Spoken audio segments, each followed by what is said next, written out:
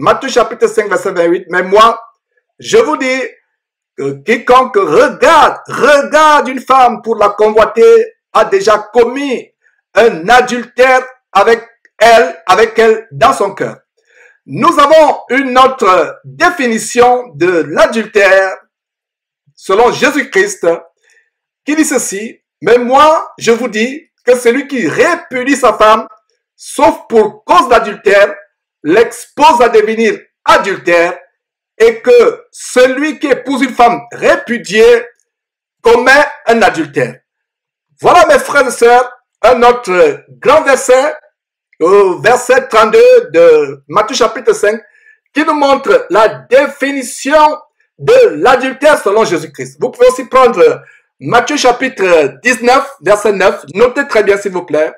Matthieu chapitre 19, verset 9 qui dit, mais moi Jésus-Christ, mais je vous dis que celui qui répudie sa femme, sauf pour infidélité, et qui en épouse une autre, commet un adultère. Donc voilà des versets que vous pouvez noter au sujet de la deuxième définition de l'adultère qui consiste à épouser une femme divorcée ou épouser un homme divorcé, ou vous-même vous divorcez et vous épousez une autre femme. C'est-à-dire que vous êtes divorcé, votre femme vit ou votre mari vit selon que vous êtes homme ou femme, vous épousez un autre homme ou une autre femme du vivant de votre conjoint avec qui vous vous êtes marié, vous commettez l'adultère. Voilà la deuxième définition de l'adultère sur laquelle nous nous appesantirons dans la 13e partie de cette série qui aura pour titre divorcer et se remarier, c'est commettre l'adultère. Donc, on va se limiter dans la partie d'aujourd'hui sur la première catégorie de l'adultère, la première définition de l'adultère qui consiste à pécher seulement par la pensée, à regarder une femme et à la convoiter dans son cœur. Nous allons nous limiter donc dans la première catégorie de l'adultère. Et dans la partie à venir, partie 13, plaise à Dieu, nous allons nous appesantir maintenant sur comment divorcer et se remarier, c'est commettre l'adultère. Donc avant d'engager la première partie qui est sur l'adultère mental, l'adultère du fait de convoiter une femme dans son cœur, je vous donne quelques autres versets qui montrent comment le fait d'épouser une femme divorcée ou un homme divorcé, c'est l'adultère. Alors, allons dans Marc chapitre 10. Notez tout simplement pour qu'on gagne du temps. On va s'appesantir, plaise à Dieu, sur la partie 13. Divorcer et se remarier, c'est commettre divorcer et se remarier, c'est l'adultère. 13e partie de cette série, tout ce que Jésus-Christ a enseigné. Donc, notez en passant, Marc chapitre 10, versets 11 et 12, où Jésus l'a dit que celui qui répudie sa femme et qui en épouse une autre commet un adultère à son égard. Donc, on a vu comment, en Matthieu chapitre 5, verset 32 sur votre écran, que celui qui épouse une femme qui a été répudiée commet l'adultère. Et en Marc chapitre 10, verset 11 et 12, c'est maintenant le sort d'une personne, d'un homme qui répudie sa femme et qui épouse une autre, commet un adultère à son égard. Et nous avons aussi à Luc chapitre 16, verset 18, où le Seigneur Jésus-Christ dit, quiconque répudie sa femme et en épouse une autre, commet un adultère. Et quiconque épouse une femme répudiée par son mari, commet un adultère. Mes frères et sœurs, voilà la définition de l'adultère selon Jésus-Christ. Peu importe ce que votre pasteur vous dit. Peu importe ce que votre pasteur vous dit. Et aujourd'hui, il y a des pasteurs qui sont divorcés, remariés, et nous avons publié une vidéo il y a quelques jours où nous fermions la bouche à cette femme remplie d'un esprit de Jézabel, Hortense Karambiri, qui est dans une relation adultérine avec Mamadou Karambiri. Son mari, le professeur Abel Cabré, vit toujours. Et voilà une femme qui a le culot diabolique, l'outrecuidance luciférienne de vous enseigner sur le mariage. Son mari vit toujours. Voilà l'adultère. Il y a d'autres faux pasteurs que nous dénonçons qui vivent dans l'adultère. C'est le cas de cet escroc évangélique qu'on a dénoncé, Tala Somba, qui a répudié sa femme et enfants, les abandonnant pour prendre une femme adultérine. Et mes frères, ce message que je suis en train de donner, c'est un message qui a entraîné la décapitation de Jean-Baptiste. Les gens vont dire, mais Georges, pourquoi tu dis que ce message a entraîné la décapitation de Jean-Baptiste? Jean-Baptiste est celui qui a commencé dans la Bible, le premier dans le Nouveau Testament, à prêcher contre le divorce et le remariage.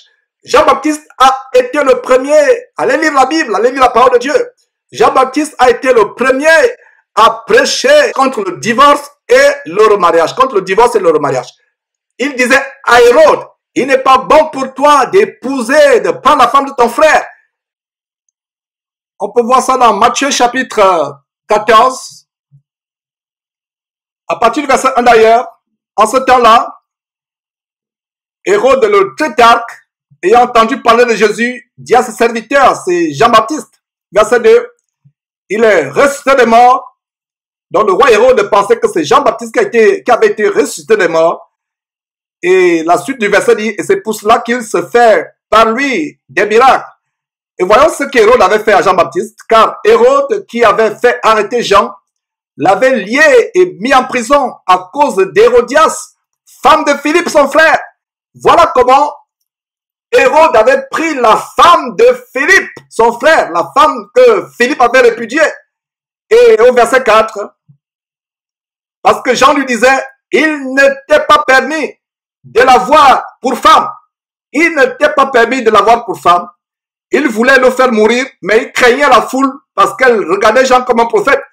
Et si vous lisez la suite si vous lisez la suite de ce contexte, vous allez voir comment Hérodias, cette femme adultérine, avait fait tuer Jean-Baptiste. C'est pour cela que notre tête est mise à prix, ma tête à moi est mise à prix. Par cette femme adultérine, comme les Hortense, Karambiri et autres que nous dénonçons. Elles sont prêtes à nous décapiter si c'était possible. Et c'est pas la première fois qu'on décapite un homme parce qu'il prêche contre le mariage et le remariage. Et peut-être certains parmi vous qui m'écoutez graissent les dents, sont furieux. S'ils pouvaient même entrer dans l'ordinateur pour me masser le cou, s'ils pouvaient même m'attraper, ils graissent les dents. Ce n'est pas la première fois que quelqu'un est persécuté pour avoir prêché la vérité, Donc, voilà comment, dans le Nouveau Testament, la première personne à prêcher contre le divorce et le remariage, c'était Jean-Baptiste. Et ça lui a valu quoi? Ça lui a valu la mort par décapitation.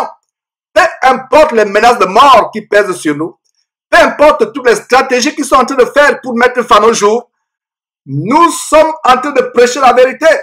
Regardez le verset. Il n'était pas permis de l'avoir pour femme, la femme de ton frère. Ton frère avait répudié sa femme.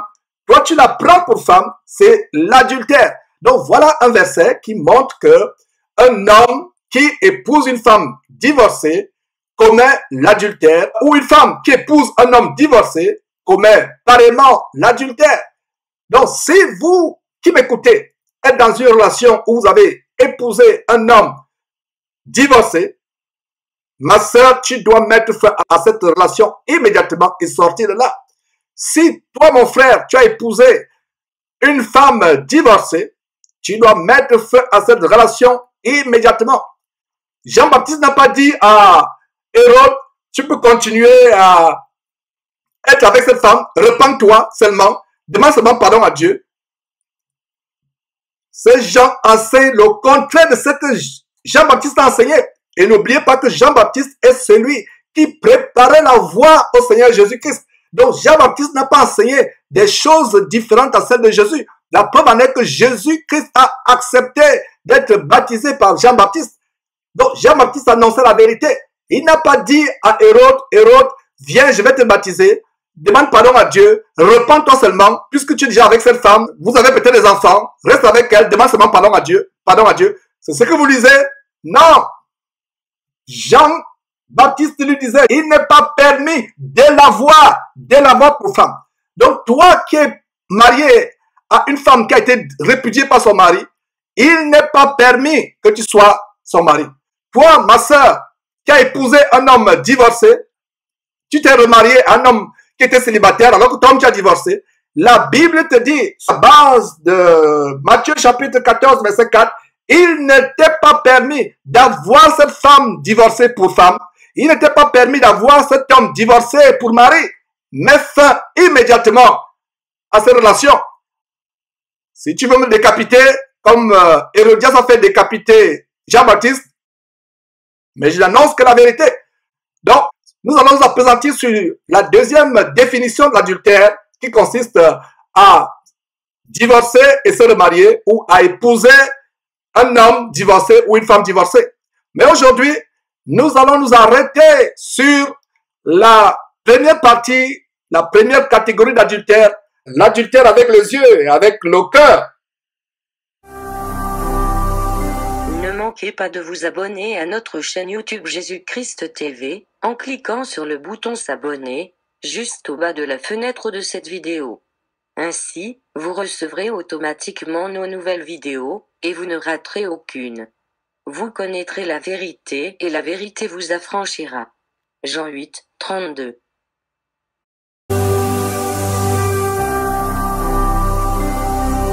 Jésus-Christ TV, vous connaîtrez la vérité et la vérité vous affranchira.